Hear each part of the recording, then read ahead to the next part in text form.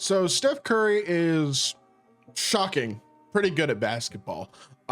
This man is on a roll recently since the addition of Jimmy Butler, and it all culminates tonight in an absolutely masterful 16 of 25, 12 of 19 from three, 12 of 12 from the free throw line, 56 points performance in a win on the road against Orlando. Now, Orlando struggled a lot as of late, no doubt about that, but this was an impressive win in a game where Jimmy was not very efficient. Moses Moody was kind of a non-factor. Podziemski wasn't very efficient. Really, the only guy on the team besides Steph who contributed a significant amount efficiently offensively was Quentin Post. And yet Steph just puts the team on his back and wins the game pretty much single-handedly.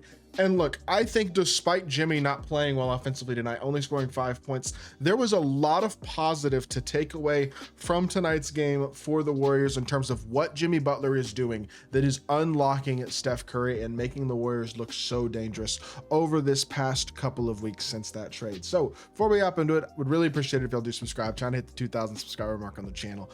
With that being said, without further ado, let's hop right into it. So Golden State has struggled a lot this entire season. After starting 12-3 from November 23rd to February the 8th, right here, till this game against Chicago, they went from 12-3 to 25-26, meaning in that stretch, they were 13-23.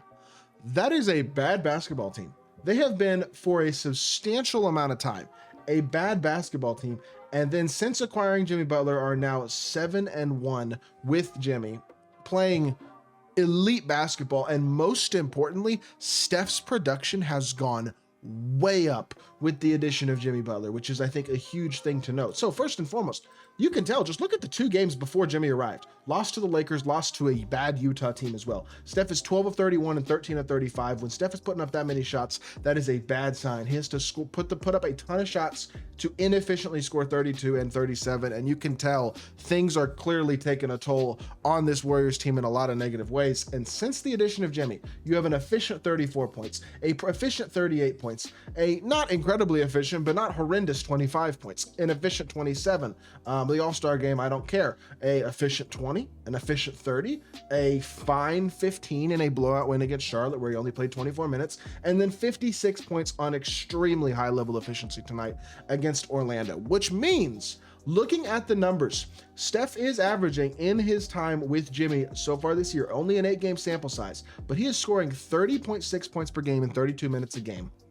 Van averaging 4 rebounds, 5.5 assists, a steal a game, also shooting 51% from the field and almost 43% from three, which is a big deal. His true shooting percentage is 69%, and he's just overall playing elite high-low basketball, better than 2-to-1 assist to turnover ratio, a plus minus of 12.1, just playing awesome on a consistent basis with Jimmy Butler. And the most impressive thing about this is look how those stats compare to his numbers on the season. On the season, 22.7 points per game in 32 minutes a game. Same minutes, significantly less scoring. More assists, 4.5 rebounds and 6.1 assists, so slightly more assists, but look at the efficiency.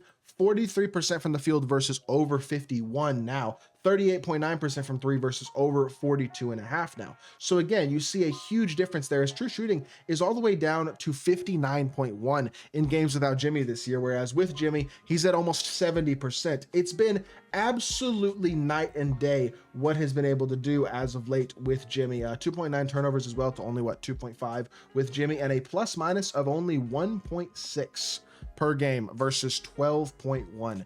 It is a humongous difference. And I think the number one reason for these dramatic statistical differences is that Jimmy has taken a huge amount of offensive stress off of Steph Curry. He is a night-to-night high-level scorer who might not put up ridiculous numbers every single night, but he is going to be a real contributor. And look what else he contributes. 8 of 8 from the free throw line, 7 of 7 from the free throw line, 6 of 6 from the free throw line, 5 of 6 from the free throw line, 12 of 15 and 11 of 13 from the free throw line as well. And look, his last couple of games haven't been very high scoring. Again, they blew out Charlotte. I don't really have to count that game. And then tonight against Orlando, he doesn't contribute much. But what he is contributing is the ability to get to the free throw line consistently and efficiently. The ability to play make at a pretty high level, averaging 5.4 assists while only averaging less than 1 turnover per game. That is elite assist to turnover ratio. He's fitting very well in the unselfish offensive style that the Warriors are trying to play, while being number one, a high level defender and raising their floor on the defensive end of the court significantly, but also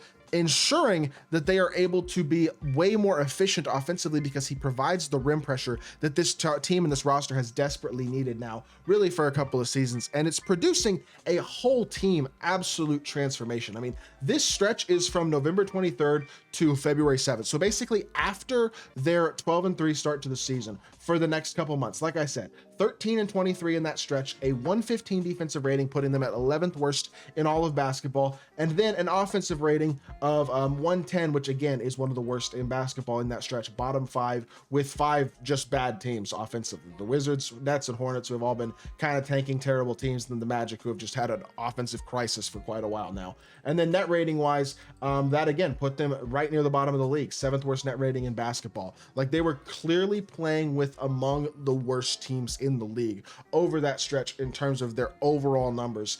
And yet offensively, since that stretch, they're all of a sudden awesome. A 122.2 offensive rating. That's basically what the Cavs are averaging on the season for their offensive rating. So it's right there with the best offensive rating of the season over this past 8-game stretch. Defensive rating, same story, second best in basketball, a 106.3. They are playing among the best defense in basketball and among the best offense in basketball over their past 8 games, puts them with the 3rd best net rating in basketball, only behind the 2 hottest teams in the league, the Cavs and the Pistons, both of whom are playing exceptional recently. But again, it puts them right in that upper echelon of teams with the teams you expect to contend outside of the Pistons, the Cavs, the Celtics, the Thunder, the Nuggets, the Lakers, teams of that nature, which I think are, in a lot of people's minds, probably the top 5 contenders right now. I think Cavs, Celtics, Thunder, Nuggets, and Lakers would be, in a lot of people's consensus, the top 5 biggest contenders to win the title this year.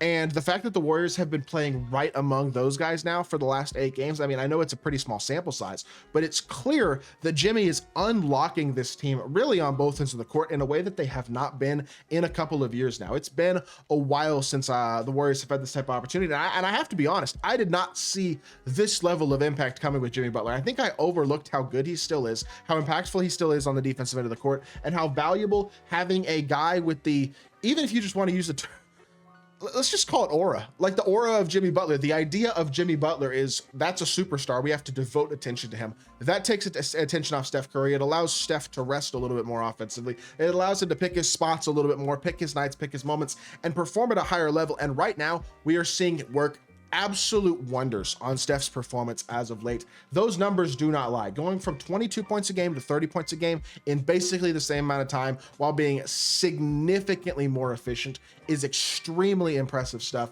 And it's making me think Steph Curry is on a roll that could have this Golden State Warriors team legitimately contending again. I would not be shocked. I don't think it's likely, but I would not be shocked if the Warriors give themselves a serious chance to win a title this year. It is certainly not even close to out of the realm of possibility. A very good Warriors team that is playing great basketball. And again, when you look at the standings, I think this is the last thing I'll pull up real quickly before we call the video. They are currently the 7 seed in the West, which means, look, they're only a half game back of the 6. They're a chunk back of the Lakers. Realistically, best case scenario for them at this point is probably the 6 seed, but you're very likely looking at a 3-6 matchup between a team like the Lakers, the Nuggets, the Grizzlies, somebody like that against the Warriors. That feels realistic. And that would be a fascinating series to watch. This is a team that I think could compete to win a title. Do I think they'll win the title? No. Do I think they got a chance? Yeah, 100%. Did not expect this trade to work this well. It is working awesome. And I hope it continues, because when Steph Curry is playing great basketball on a great team, it's good for the sport, plain and simple. So enjoy it while it lasts. I hope y'all did enjoy the video. If you did, make sure you hit that like button, leave a comment, and subscribe. Be back with more NBA content very, very soon. I appreciate y'all. Peace.